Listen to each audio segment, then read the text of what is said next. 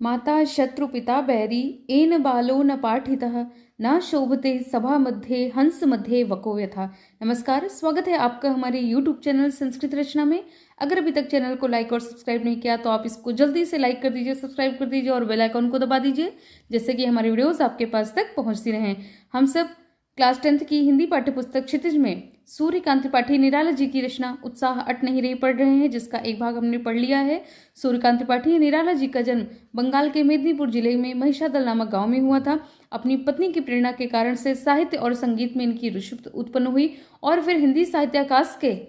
छायावादी युग के एक महान लेखक के रूप में, महान कवि के रूप में ये अग्रसर हुए, अग्रणी हुए और इन्होंने प्रकृति पर आधारित इनकी रचना अट नहीं रही, जिसमें फागुन मास की सुंदरता का वर्णन किया गया है। फागुन के महीने में किस प्रकार से चारों तरफ प्रकृति शोभायमान होती है, प्रकृति किस प्रकार से लोगों के मन को आह्लादित करती है, लोगों के मन को अपनी तरफ आकर्षित करती है, इसी का इन्होंने यहाँ पर वर्णन किया है। और इस कविता में निराला जी ने फागुन की शोभा को, पूरे प्राकृतिक रूप को मानवीकरण अलंकार का रूप देते हुए यहाँ पर वर्णित किया है। फागुन मास का सौंदर्य इतना अधिक है कि वह उनके भीतर समा ही नहीं रहा है, वह बार बार छलक पड़ रहा है, उसी को यहाँ पर उन्होंने दर्शाया है। कहते हैं, अट नहीं रही है आभा फागुन की तन सट नहीं रही है, कहीं सांस लेते हो घर घर भर देते हो, उड़ने को नभ में तुम पर पर कर देते हो, आंख हटाता हूं तो हट नहीं रही है, अट नहीं रही है आभा फागुन की तन सट नहीं रही है। यहाँ कविता में कवि ने फागुन मास की सुंदरता का वर्णन किया है और वहां पर सुंदरता का वर्णन, फागुन मास आप सब लोग जानते होंगे कि जो कि हिंदी महीने में फाल्गुन के नाम से, फागुन जो है वो फाल्गुन मास होता है। जब होली का समय आता है, होलिकोत्सव का समय जब आता है, उसी के समय का यहाँ पर वर्णन है। यानी बसंत ऋतु का आगमन जब होता है तो वही फागुन मास कहा जाता है। और बसंत ऋतु में, आप इस समय बसंत ऋतु आने वाली है, आप सब जान रहे हैं कि बसंत ऋतु में चारों तरफ मनोरम दृश्य होता है। उस समय फसलें कट रही होती हैं और नई नई फसलें, नए नए खेतों में नए नए सरसों के फूल और नई नई फसलें की पैदावार हो रही होती है। और उस समय का वर्णन करते हुए कहते हैं कि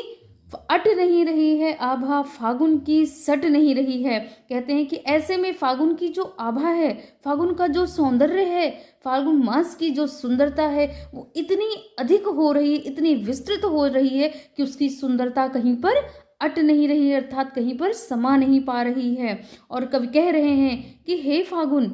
कहीं सांस लेते हो घर घर भर देते हो। कवि यहाँ पर कह रहे हैं कि हे फागुन, जब तुम सांस लेते हो, यहाँ पर फागुन को सांस लेना अर्थात इसका मानवीकरण किया गया है कि जब तुम सांस लेते हो, अर्थात जब हवा चलती है, जब वो बयार चलती है, तो क्या होता है, ऐसा लगता है कि सांस लेते समय पूरा वातावरण सुगंधित हो जा रहा है, अर्थात अपनी खुशबू से हर घर को तुम भर दे रहे हो। तो यहाँ पर कवि कहते हैं कि उड़ने को नभ में तुम पर पर कर देते हो, आंख हटाता हूं तो हट नहीं रही है, उड़ने को नभ में तुम। यानी कहने का तात्पर्य है कि ऐसा लगता है कि आसमान में उड़ने के लिए फागुन अपने पंख को फड़फड़ा रहा है, अपने पंख को फैला रहा है, और ऐसा लग रहा है उस वातावरण में, उस प्राकृतिक सौंदर्य में ऐसा लग रहा है, मन इतना प्रसन्नचित हो रहा है कि मन ये कर रहा है कि इस आकाश में हम, इस वातावरण में, इस सुगंधित पावन हरियाली के समय हम इस चारों तरफ पंखों को पसार के उड़ते रहें और यहाँ के सौंदर्य का मनोरम जो दृश्य है, उस दृश्य का हम आनंद लेते रहें। नहीं, कहने का तात्पर्य यही है कि फागुन की जो बयार है, अपने संग फागुन की सुंदरता को सबके सामने ला करके खड़ा कर देती है। चारों तरफ सरसों की पीली पीली जो सरसों है, उसकी खुशबू चारों तरफ बिखर रही है। आप जानते हैं कि जब बसंत का समय आता है तो आम के पेड़ों पर बौर लग जाते हैं, और यानी बौर का मतलब होता है उस फूल, और वो फूल लग जाते हैं और उस फूल की जो खुशबू है वो चारों तरफ इतनी महकती है कि मन अपने आप प्रसन्नचित हो उठता है। और चारों तरफ जब पतझड़ के बाद में ये बसंत का समय आता है, पतझड़ आप जानते हैं कि जब पेड़ों के पत्ते गिर जाते हैं, पतझड़ के बाद जब बसंत आता है और नए नए पल्लव, नए नए पत्ते कोमल कोमल पत्ते जब पेड़ों पर आ जाते हैं, पौधों पर आ जाते हैं, तो वास्तव में मन आंतरिक रूप से आह्लादित होने लगता है। और उसी के आगे कवि कहते हैं कि पत्तों से लदी डाल कहीं हरी कहीं लाल, कहीं पड़ी है उर्मे मंद मंद पुष्पमाल। पाट पाट शोभाश्री पट नहीं रही है, अट नहीं रही है, फागुन की शोभा सट नहीं रही है। यानी कहने का तात्पर्य है कि पत्तों से लदी डाल, यहाँ पर पत्तों से कहने का क्या तात्पर्य है? जब पतझड़ के बाद बसंत का समय आता है और पेड़ों पर नए नए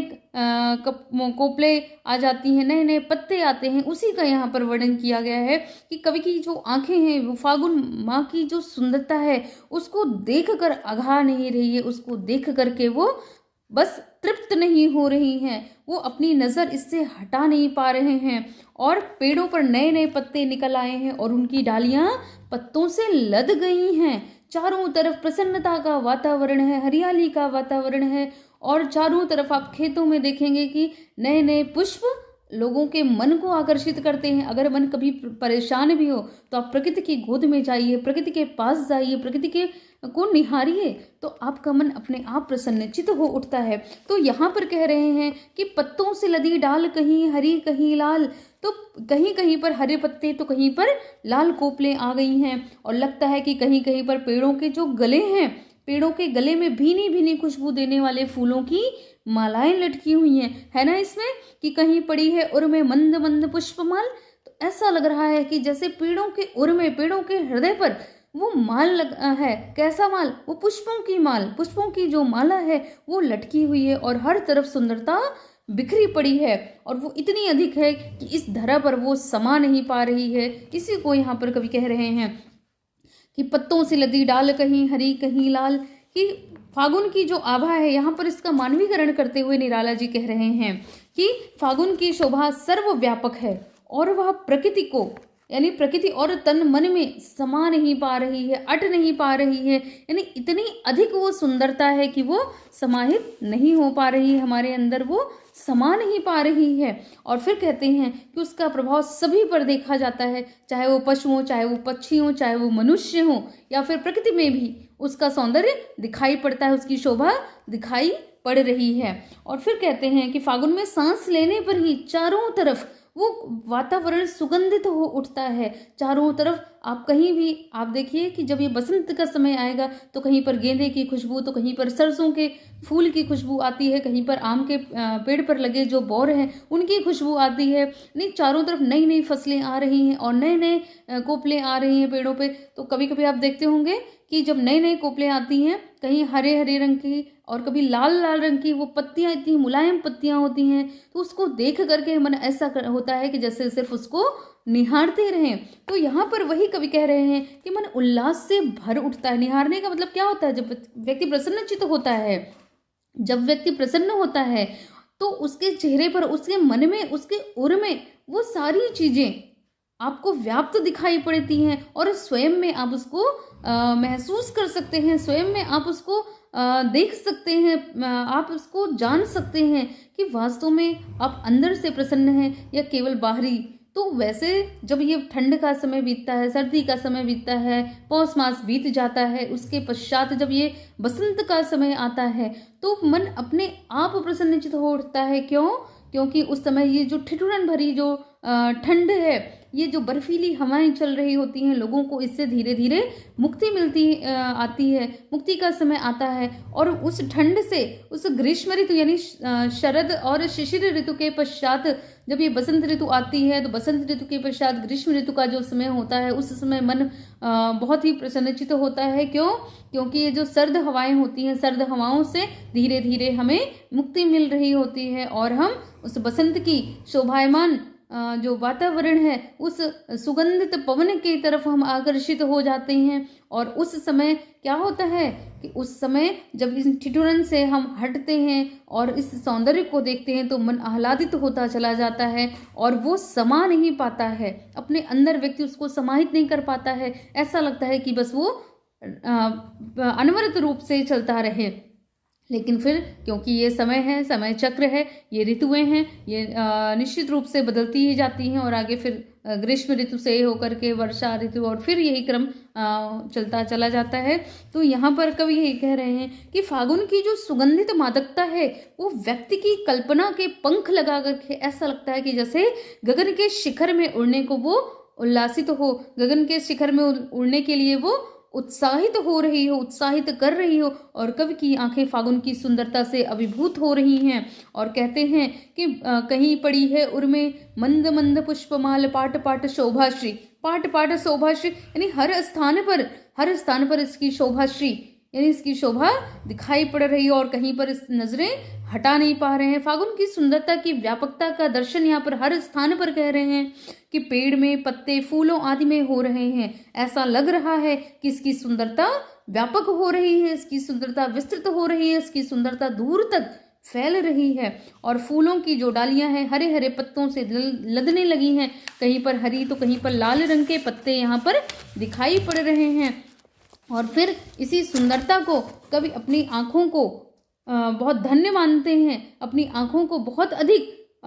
प्रफुल्लित मानते हैं, या कह सकते हैं कि लोग कहते हैं ना कि हम बहुत भाग्यवान हैं कि हमने इस बसंत को देखा, इस बसंत को देखा, अर्थात इस जीवन के बसंत को देखा, इस समय को देखा, इन खुशियों को देखा, इन पलों को देखा, इस प्रकृति के क्षण में, प्रकृति के पास में, प्रकृति के सानिध्य में रहने का हमको अवसर प्राप्त हुआ है। और कहते हैं हृदय में धीमी धीमी जो सुवासित फूलों की जो माला है वो शोभायमान हो रही है, बहुत अधिक सुशोभित हो रही है और समस्त प्रकृति फूल फलों से लद गई है। चारों तरफ खुशियों का वातावरण आ गया है और इसका प्रभाव लोगों के तन पर और मन पर दोनों पर देखा जा सकता है कि सारा वातावरण पुष्पित और सुगंधित हो गया है। चारों तरफ फागुन की शोभा झलक रही है और सृष्टि का जो कण कण है ये उत्साह और उमंग से भर गया है और फागुन की शोभा जगह जगह पर छा गई है, वो समाये नहीं समा रही है। और इस कविता में निराला जी ने फागुन के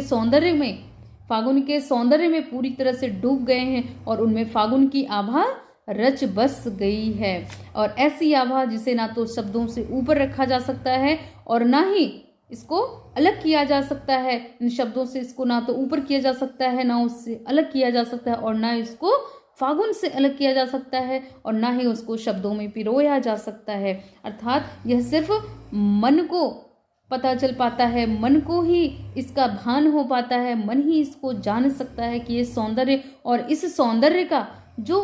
शोभायमान चित्रण है उन्होंने अपनी इस कविता में किया है कि जो सौंदर्य है यह हमारे हृदय को किस प्रकार से अपनी तरफ आकर्षित करता है। व्यक्ति सभी प्रकार के परेशानियों को, सभी प्रकार के दुखों को, सभी प्रकार के कष्टों को भूल करके क्षण के लिए, कुछ क्षण के लिए ही सही, वो प्रकृति के सानिध्य में आ जाता है। और जब व्यक्ति, कहा जाता है कि जब हम प्रकृति के सानिध्य में रहेंगे तो हमें किसी प्रकार से कोई परेशानी नहीं होगी, किसी प्रकार से कोई कष्ट नहीं होने पाएगा। लेकिन आज का समय क्या है, आज का वातावरण क्या है कि हम तो प्रकृति का दोहन कर रहे हैं ना, हम प्रकृति को ही बहुत असंतुलित करते चले जा रहे हैं। और उस असंतुलन का क्या परिणाम है कि हमारा जीवन असंतुलित हो रहा है, हमारी जीवनचर्या असंतुलित हो रही है और हमारा